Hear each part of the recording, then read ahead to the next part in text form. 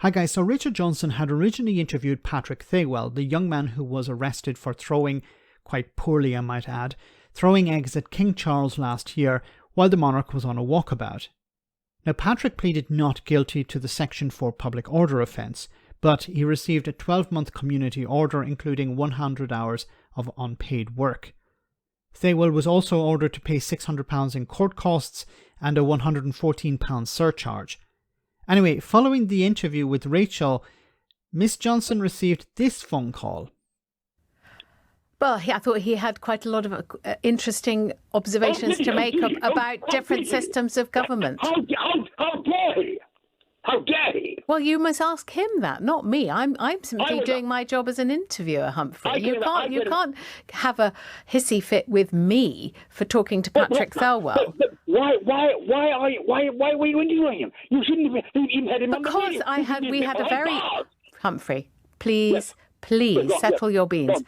We had a very interesting conversation. Do call that. That's a bloody nonsense. It really is. How dare you? How dare you? Sorry, it's the king. How dare you? Do you think it was lèse-majesté to talk to a man who has been found guilty of threatening behaviour towards the king?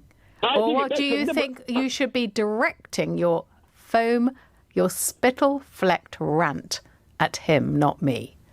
But the point is, you shouldn't have had him on the radio. You should be behind bars. No, I struggle to understand what the heck he was saying, but he was saying stuff like it's outrageous or you shouldn't have had him on the radio. Okay. Look, I don't know if this was a real caller. It could have been a fake caller, pretending to be outraged by this. But the bigger point here is, throwing eggs at the king. Back in the Middle Ages, you would have been executed, maybe even not that far back. But today, he received a fine, £600 of court costs to pay, and 100 hours of community service, I believe.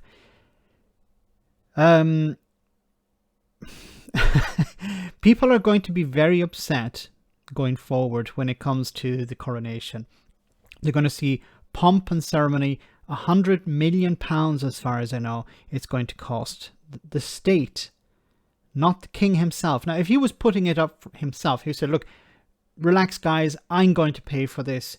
The same with there was this idea of sending around photos to be hung in public buildings and in offices, I believe, around the UK of King Charles, at a cost of, I think it was schools maybe and public buildings, at a cost of £8 million. The taxpayer is covering that cost as well, it seems. So if King Charles had said, look, don't worry, I'll pay for that, people would be saying, okay, at least he's paying for it. I don't think many people would, I think a significant number of people would disagree with that. But the coronation, he's already king. Why do you need to spend £100 million telling people what they already know? He's already king. Look, he can put the crown on his head. Why does it have to cost £100 million? When it comes to the cost of living crisis, these are political choices. It's not an economic choice. The government, if they want to help people out, they can do that. It's not that we don't have the money. Yes, the state have the money to help people out, to lift people out of poverty, to end homelessness, a whole range of problems. But if your idea is, well, we have a limited amount of money, then how do you justify spending £100 million to put a hat on some guy? Let me know in the comment section, guys, what you think. As always, your comments are greatly appreciated. Thanks a lot.